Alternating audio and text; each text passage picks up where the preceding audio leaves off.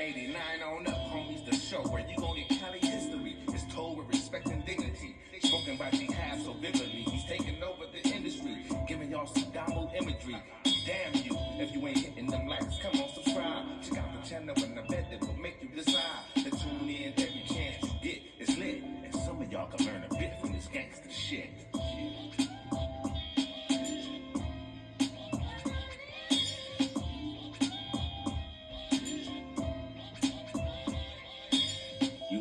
YouTube, what it do, loved ones? You know the motto, if you can, after the story's over there, hit us with a like, which is a thumbs up, and that'll let us know we kicking our stuff.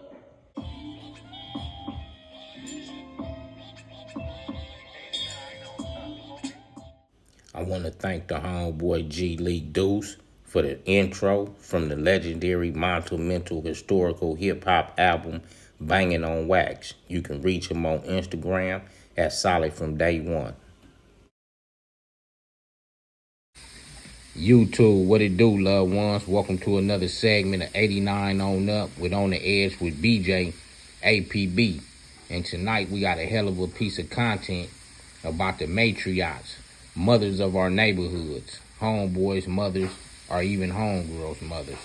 And we just gonna spread a little light on the love and the contribution that they play along inside our neighborhood communities as well. BJ, go ahead and take the floor, loved one.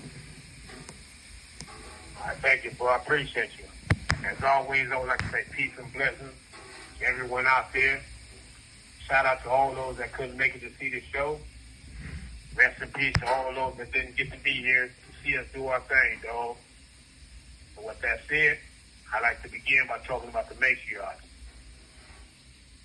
Tonight, the reason I chose to talk about the matriarchs was because about a year ago, I lost a young lady that was dear to me. She was my grandmother. Her name was Sarah Collins, also known as Honey. Now, Sarah was one of the many grandmothers that I had. But Sarah came into my life early on at a young age. She helped be instrumental in raising me and becoming who I was. I met Sarah as a baby. I don't remember her and coming into my family or nothing. I just remember as long as I can remember talking, she was always there. Everybody that knew Sarah was one of the sweetest persons you could ever meet. Sarah was also a church-going woman. Now, Sarah and my other grandmother, which was my father's mother, her name was Essie Mae Perry. Essie Mae, which I have a picture of me and her together, they both had predicted I would be something else when I grew up.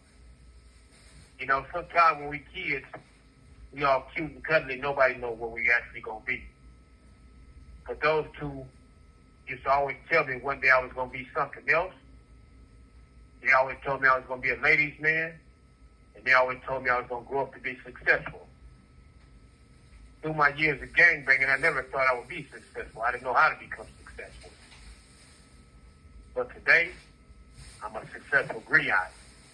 A griot is a person that tells stories. I made it this long to tell the stories of our communities because they need to be told so the homies that's coming up after me will know the history of our neighborhoods. Sarah was the woman that taught me how to write in cursive. Well, today I have good penmanship because of Sarah.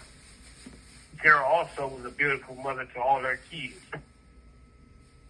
She taught her kids well, her nephews and nieces, and everyone else in our family.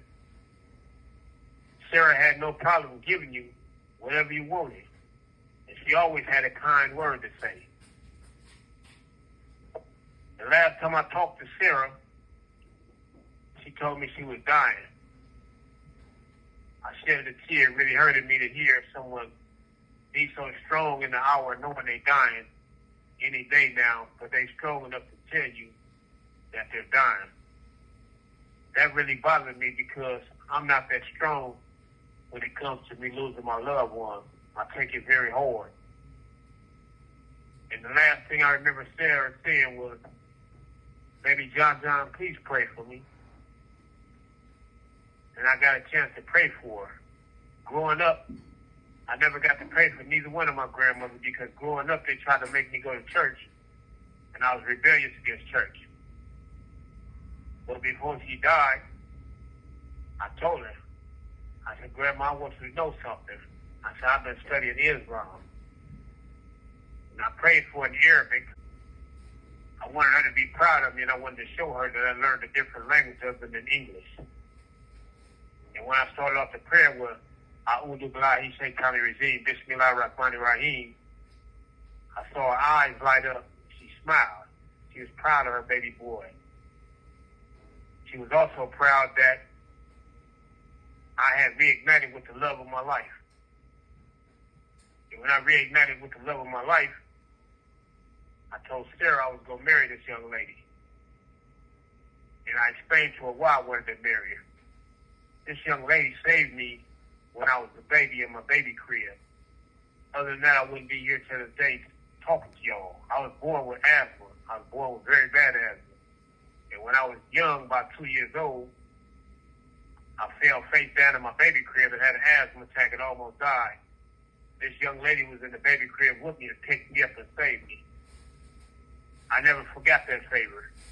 For older in life, when we got older, I told this young lady I wanted to marry her. And I married this young lady not because she saved my life, but because she always was my life. I just didn't know it. Sarah, no matter what you do in life and what you did in life, we all been through a lot. But you taught me how to be a man. You and Essie Mae. For that, I would always love y'all. Essie Mae, which was my father's mother, she taught me how to share. She taught me how to love. Essie Mae used to get me up at 5 in the morning and have me passing out chicken eggs in the neighborhood. Sometimes I didn't want to give my homies eggs because certain homies I didn't like. Today, certain homies that I didn't like, I'm bonded with them for life, and I call them my brothers because of my grandmother. My grandmother made me walk to school with them. My grandmother made me share with them. Until this day, we still sharing. Those are the homies that take care of me to this day, even no matter what I go through. Even when I was strung out on drugs at times, them same homies took care of me. I'm always going to be appreciated and dedicated to those homies because they cared about me. And that's because of the principles my grandmother put in all of us. Those two ladies was always there. Then you had Mama Bowhead. Everybody in the neighborhood knew Mama Bowhead and Mama Banks. Mama Banks was my homie's Cowboys mama. And Mama Bowhead was like an auntie / grandmother / big homegirl to me. Mama Bowhead was the one who taught me how to run around the neighborhood and put my dukes up if anybody had to fight me. She was the one who taught me, Baby John, you can't win every fight. It doesn't matter if you win every fight. All that matters was you fought. Mama Bowhead was the one that taught me that. That made me grateful to Mama Bowhead. You can always go to Mama Bowhead and Mama Banks' house and find a gang of homies at their house because they accepted all of us in the community. Whether we was half handicapped, suffering from ADHD, whether we had on the camper, or whether we was too gangster. To them, we was all their children. And they accepted us that way. Then you have Mama Hadnot. I met Mama Hadnot, who stayed on Cook Street at an early age. I used to hang out with Mama Hadnot's son, who I took in as my little brother. One day I went over Mama Hadnot house to kick it with my little brother, and Mama Hadnot was sitting outside on the back of her Cordova. She was waiting on me to come. She had a cream-colored Cordova. And as I walked up, I seen her in the yard. I tried to run. She said, no, John, come in, John. The reason I tried to run was because Mama Hadnot always wanted me to stay in prayer. I didn't understand the importance of this. But I'm going to keep it real with you. Now that I'm older, I really appreciate it. because it seemed that those prayers that she had to say before we ran the streets always brought us back home. We never got shot. So I really appreciate it. Mama had not always done what she could to take care of everybody on Cook Street. She fed everybody, and not only on Cook Street, she fed me too, and I didn't live on Cook Street. But every time I went over there, she always told me, baby John, please take care of my boy. She said, if anything happened to my boy, it's going to happen to you. And I promise you that. And I took that woman's word for that. I know that woman really cared about my little homie. And that made me care about my little homie even more, that he had somebody to care about him. Over the years, I learned to love my little homie. So Dolores had not, she was one hell of a mother. She made our community.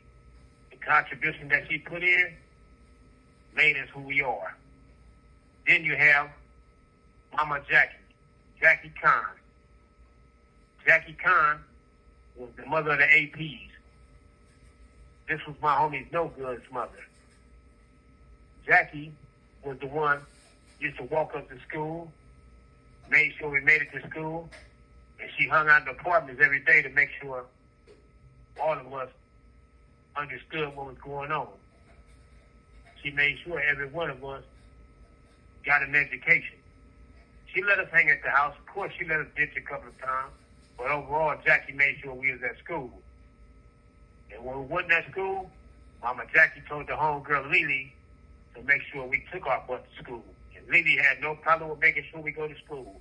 She'd jump in that I-Rock, or she'd jump on that three-wheeler and follow us up to Centennial, make sure we get to school and back. A lot of people don't know that women play a strong, significant role in neighborhoods. Then you had Norma Dunn.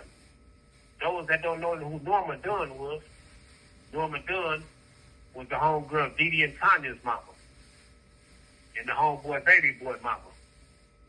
Norma always gave good advice. No matter what you was going through, she always found a way to make what you're going through turn to a good situation. Then you had Nita Ormstead. Nita Ormstead was my homie Damon Ira's mama.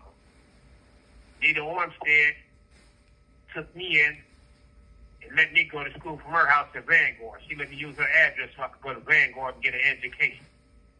Now that's what you call a mother. She let everybody in the neighborhood use her address so we could all go to school together. This is how I got close with my brothers over there on that side of town on 130th.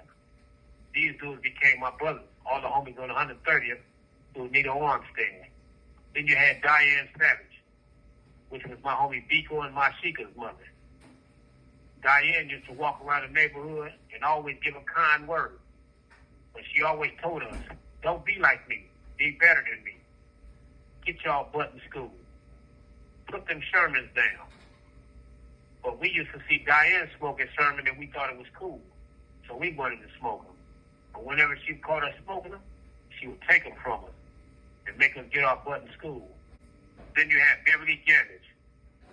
Those that don't know Beverly Gammage, that was my homie Durong's mama. Durong and Bernard Gammage, a.k.a. Mr. Vito. Their mama and their father was the ones taught me how to go fishing. They used to take us to Mexico once a month to go fishing, so we would learn how to catch fish and learn how to survive. And we would come back, and then we would have that whole neighborhood smelling like fish.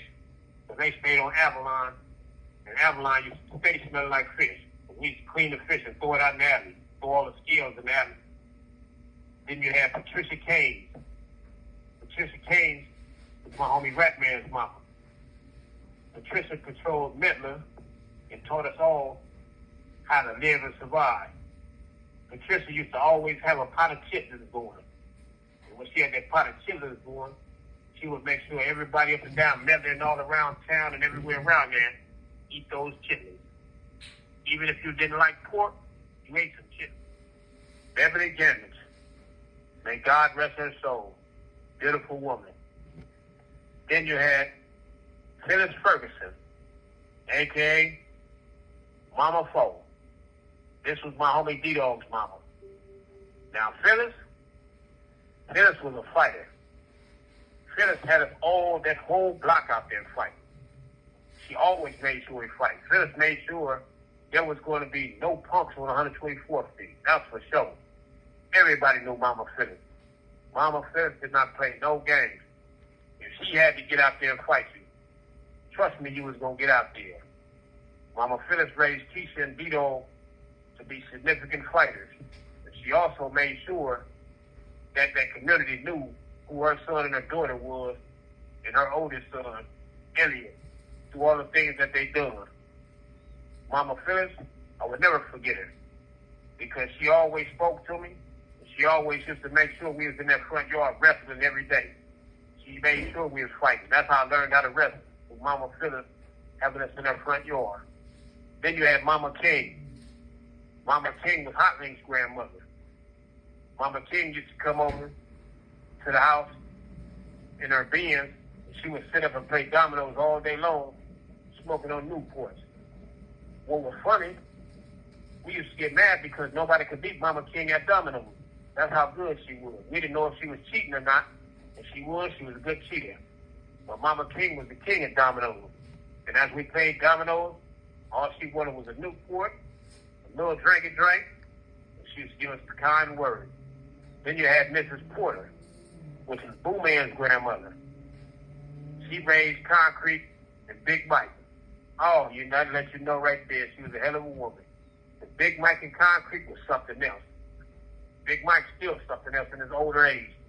This dude is like 6'9", almost 400 pounds, and it was all muscle, no fat. Now, how could you raise a son to be like that? What kind of mother was giving a whooping to a baby like that? I don't understand it. But that woman was a unique woman, and she taught us a lot. She taught me a lot about pigeons, because she raised the pigeons with Boo Man. And she taught us a lot. And finally, you got Mama Smokey. Mama Smokey and Mama Rosie. Mama Rosie was Zell's mother. Mama Rosie, you could always catch her with a bottle of Wild Irish Rose, giving you the best advice she could. And she always had a pot of stew on the table for anybody to come through to eat some chili or some stew late night. She always made sure she fed the community. Anybody could go through Mama Rosie's house and get a plate to eat. It didn't matter who you was, even if you didn't stay over there. If you was hungry, she would wake up out of her bed, sleep, just to feed you. That's what Mama Rosie did for our community. And Mama Rosie also raised some of the finest boys around the neighborhood, which was Bill and his brothers. And Mama Smokey, she was off 127th. That was my homie Tombstone and her mother. Now, Mama Smokey, she always sat outside with us all day, smoked weed with us, talked mess to us. But she always taught us how to be men. I remember one time we were sitting out there when her nephews was talking mess to her, and Mama Smokey, she said, boy, you want to talk that mess to me and blood me to death. She said, when you was over there on 89th and East Coast Hood, and East Coast was actually where you was from, you sure didn't want to tell them you was from Athens Park. She said, but you want to tell me you from Athens. She said, let's go back over there on 89th and tell them boys you from 89. Man, that had me laughing, because she basically exposed the homie, you know. I ain't going to say who the homie was, but at that time, it was hella funny, because she told it true. And after that, homies got to looking at him sideways. They were like, wait a minute, man, what's she trying to say? Is she trying to say you from 89 or something? And the homie didn't want to answer that question. But Mama Smokey straight put it on the table. She was like, yeah, talk that mess. She was like, you got secrets too, so don't never judge me. I'll never forget Mama Smokey for that. Mama Smokey was one unique lady, man. And Mama Smokey had no problem slapping your ass off that porch, too, if you got on her porch and disrespect her. Trust me, Mama Smokey will put hands on you. These women are what shaped our community. And it's not just them. It's a lot of other mothers in that neighborhood still to this day that's keeping the community going. The reason I named these few was because these are the few that allowed me to come into their life. These were the few that was important to me and a lot of other homies. And it's a significant other amount of homies that mother played a good role in raising us. These ladies, they shaped that community. They taught us discipline, taught us how to play football, and all the things into becoming a man. So when you hear these names, to be truthful, there should be a museum in the hood with its trophy for each one of these ladies. But there's not. But if I had the money to do it, I would make sure that these ladies' name be written on the wall somewhere in a plaque to represent our neighborhood so people would always know what they did for our community. And what that said, may all of you young ladies rest in paradise. I love every last one of y'all, and I appreciate y'all. Thank y'all for giving me some of the best friends in the world. Because if it wasn't for y'all, I would have never knew what Athens Park was. I would have never knew y'all kids. And I would have never knew how beautiful my friendship was to these people. So each one of those names I named, thank y'all. I really appreciate y'all. To my grandmother, Miss S.N.A. Perry, Miss Sarah Collins, to my other mother from another mother, Doris Hadnot, Jackie Kahn, Mama Bowhead, Nora Dunn, Nita Ormstead, Diane Savage, Beverly Gamble, Patricia Kane, Mama Banks, Mama Rosie, Phyllis Ferguson, Mrs. King, Mrs. Porter. I love every last one of y'all. This is for y'all, and this is for y'all kids to let y'all know we never forgot y'all. And every Mother's Day, y'all will be remembered. With that said, I'm going to hand this off to Half Pint so we can learn about the mothers of Inglewood community. Thank y'all for listening. I appreciate y'all.